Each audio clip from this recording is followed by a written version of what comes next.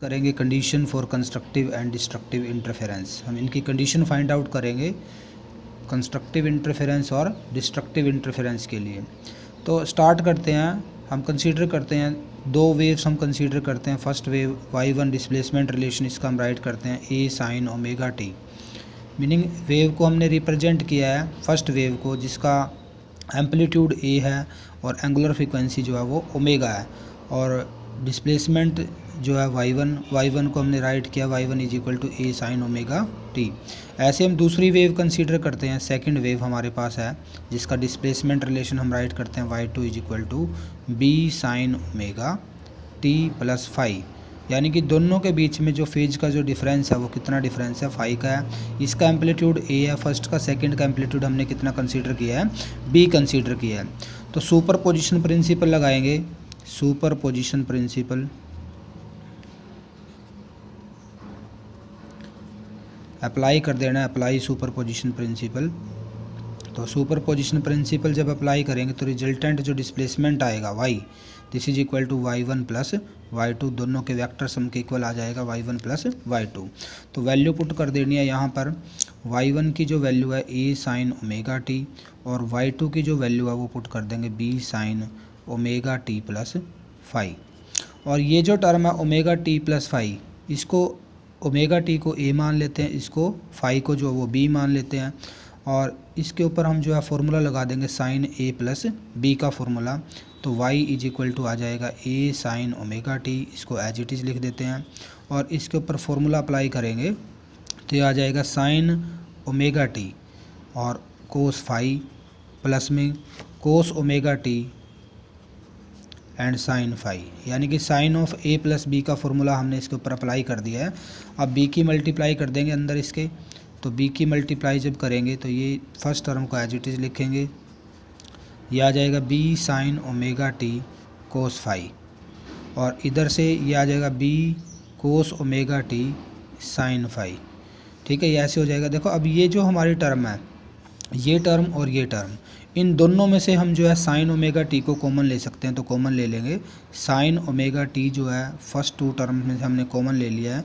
तो यहाँ से बचेगा a और यहाँ से बचेगा b कोस फाई। क्या बचेगा, b कोस फाई प्लस में इधर भी b के साथ हम साइन फाई को लिख देते हैं पहले, b साइन फाई, और ये हो जाएगा कोस ओमेगा टी।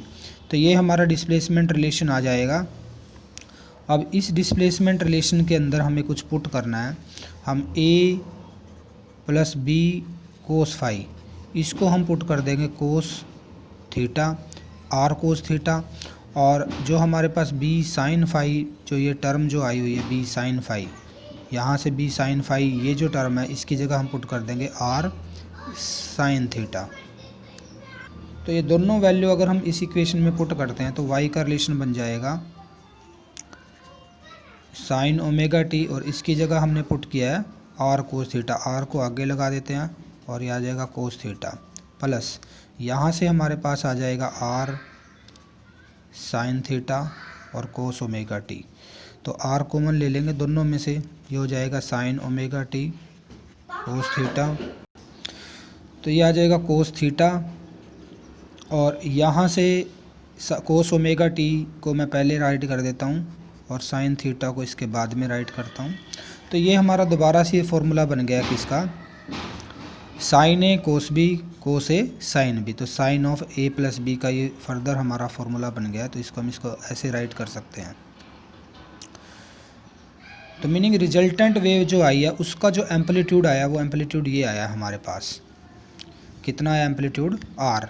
तो रिजल्टेंट वेव का एम्पलीट्यूड हम फाइंड आउट करेंगे in term of amplitude a and b। तो इसको हम नाम देते हैं इक्वेशन 1, इसको नाम देते हैं इक्वेशन 2, और ये हमारी हो जाएगी इक्वेशन 3।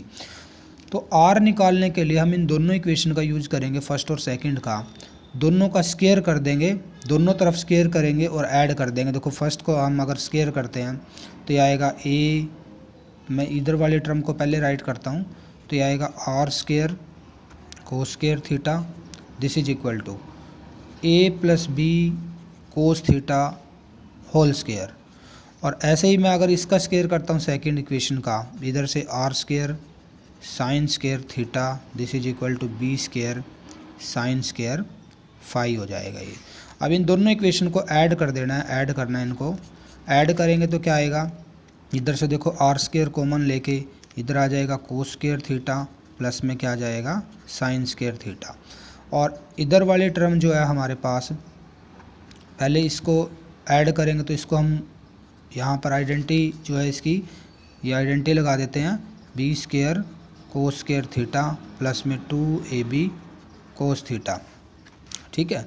और यहाँ से हमारे पास प्लस में क्या आ जाएगा बी स्क्वायर, ये थीटा नहीं है, ये क्या है हमारे पास फाई है, ये फाई है, गलती से थीटा राइट हो गया, तो ये फाई है हमारे पास, फाई इधर वाली साइड जो है हमारे पास क्या है, ये फाई है, ए बी कोस फाई, और यहाँ आ जाएगा B square sine square phi. तो ये जो टर्म है इसको हम राइट कर सकते हैं 1, तो ये आ जाएगा R square is equal to, इधर से देखो ये जो दो टर्म है, एक तो ये टर्म और एक ये टर्म, दोनों में से बी स्क्वायर कॉमन आ सकता है, तो A square plus B square, और यहाँ आएगा cos square phi plus sine square phi, cos square phi plus sine square phi, और प्लस में 2ab कोस फाई। तो इसको भी हम 1 पुट कर सकते हैं यहाँ से, तो इसकी वैल्यू भी हम 1 पुट कर देंगे, cos square phi plus sine square phi की, तो आर का जो स्क्वायर आएगा this is equal to A square B square plus 2ab cos phi. ये हमारा जो है रिजल्टेंट वेव का जो हमने एम्पलीट्यूड निकाला है, एम्पलीट्यूड का स्क्वायर आ गया यहाँ पर, तो आर जो आएगा रिजल्टेंट एम्पलीट्यूड, इसको हम लिख सकते हैं A square plus B square plus 2ab cos phi, और इसका पूरे का हमने क्या किया हुआ है स्क्वायर रूट। तो ये हमारा रिजल्टेंट का एम्पलीट्यूड आ जाएगा, रिजल्टेंट वेव का। अब इसका यूज़ करके हमें जो है इंटेंसिटी फाइंड आउट करनी है। तो इंटेंसिटी जो आएगी आई, इंटेंसिटी को हम आई से लिखते हैं, आई ये डायरेक्टली प्रोपोर्शनल होती है एम्पलीट्यूड, जो वेव का एम्पलीट्यूड होता है उसके स्क्वायर के। तो फर्स्ट सोर्स के लिए हम राइट करते हैं I1, तो I1 जो आएगा directly proportional to A square आएगा, या एक कांस्टेंट अगर लगा दे तो ये आ जाएगा k इंटू ए स्क्वायर। ऐसे ही सेकेंड सोर्स के लिए I2 जो आएगा this is equal to k into B का स्क्वायर हो जाएगा। और थर्ड जो सोर्स है या हमारा जो रिजल्टेंट जो वेव आई है, रिजल्टेंट वेव के लिए आर के केस में रिजल्टेंट वेव जो बनी है हमारी, उसकी इंटेंसिटी को हम राइट करेंगे आई, तो आई जो आएगा k into amplitude resultant wave का आर है, तो इसको लिख सकते हैं आर स्क्वायर। तो हमारा जो ये फार्मूला था, बेसिक फार्मूला हमने अभी डिराइव किया था, R square is equal to A square plus B square plus 2ab cos phi. इसको हम जो है इंटेंसिटी के टर्म में कैसे राइट करेंगे, अगर पूरी टर्म को k से मल्टीप्लाई कर दिया जाए, इसको k से मल्टीप्लाई कर दे तो ये आ जाएगा k आर स्क्वायर, ये हो जाएगा k ए का स्क्वायर, यहाँ से हो जाएगा k बी का square plus 2k cos phi. इसको हम ऐसे राइट कर सकते हैं।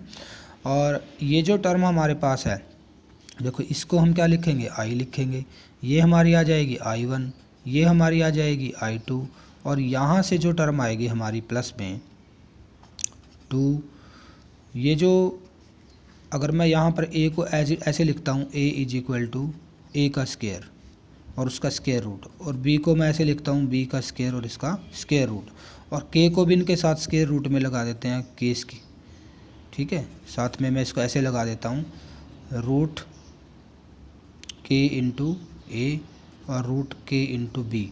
तो ये जो टर्म आएगी इसको हम लिखेंगे I1 का स्क्वायर रूट और इसको हम लिखेंगे I2 स्क्वायर रूट।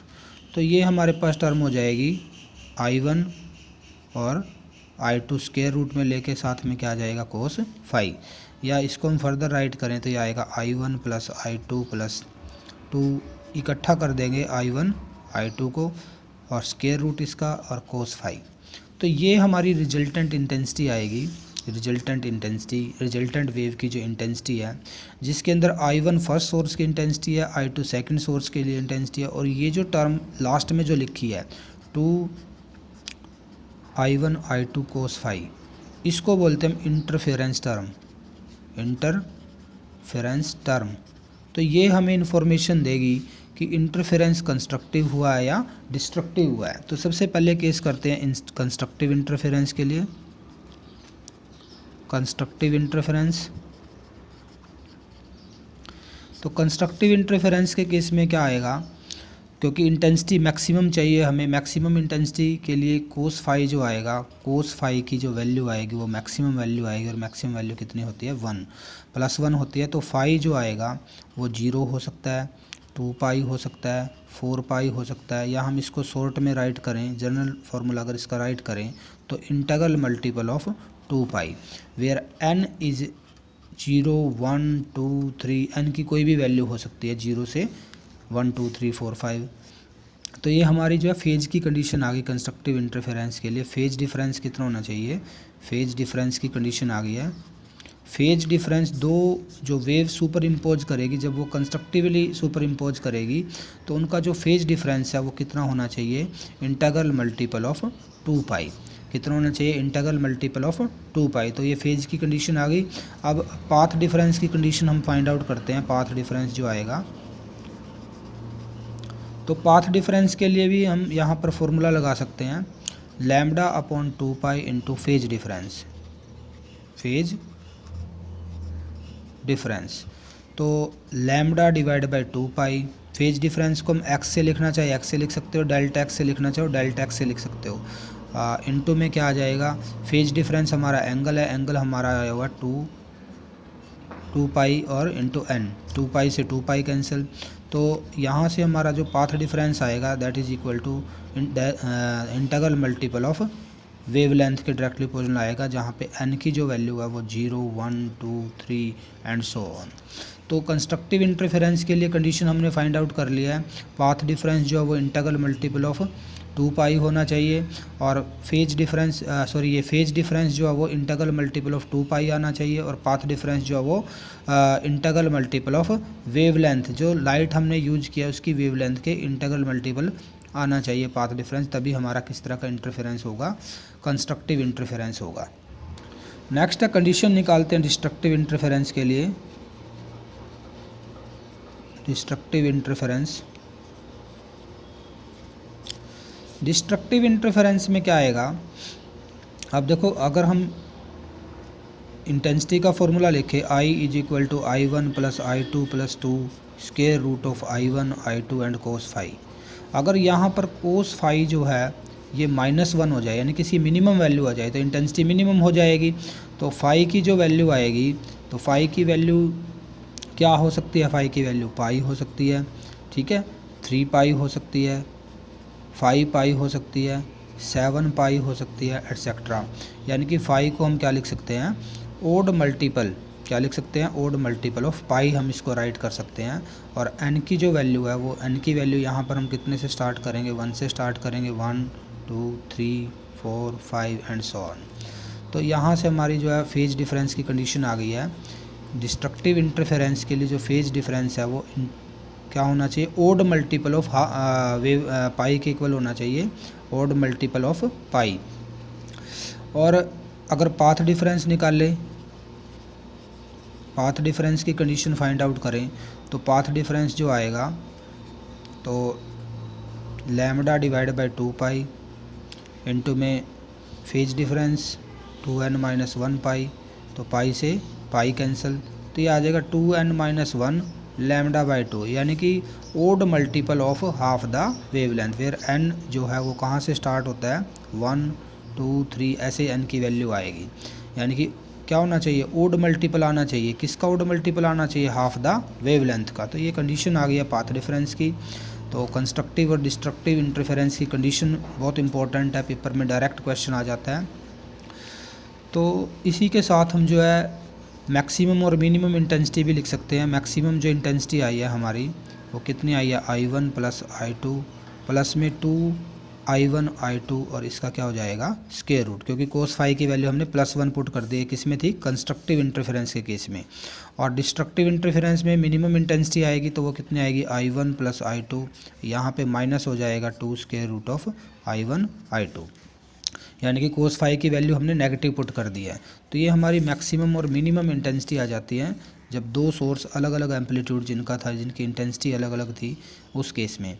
और लेकिन अगर हम ये कंसीडर करें, अगर हम आर की वैल्यू निकालें, आर मैक्सिमम निकालें एम्पलीट्यूड, तो आर मैक्सिमम क्या आएगा, वो कितना आ जाएगा, ए प्लस बी आ जाएगा, और आर मिनिमम अगर निकाले हम वो क्या आएगा, ए माइनस बी आ जाएगा।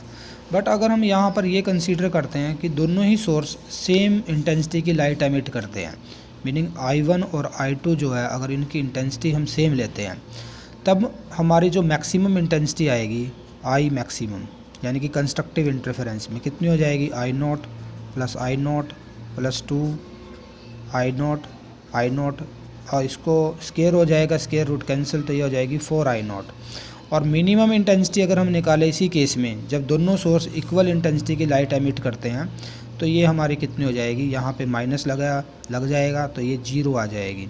यानी कि मिनिमम इंटेंसिटी हमारी कितनी आएगी, 0, और मैक्सिमम इंटेंसिटी हमारी कितनी हो जाएगी, 4I0 हो जाएगी। किस केस में, ये कंस्ट्रक्टिव इंटरफेरेंस में, और ये डिस्ट्रक्टिव में। कब, जब दोनों सोर्स जो है सेम इंटेंसिटी की लाइट एमिट करते हैं। ओके।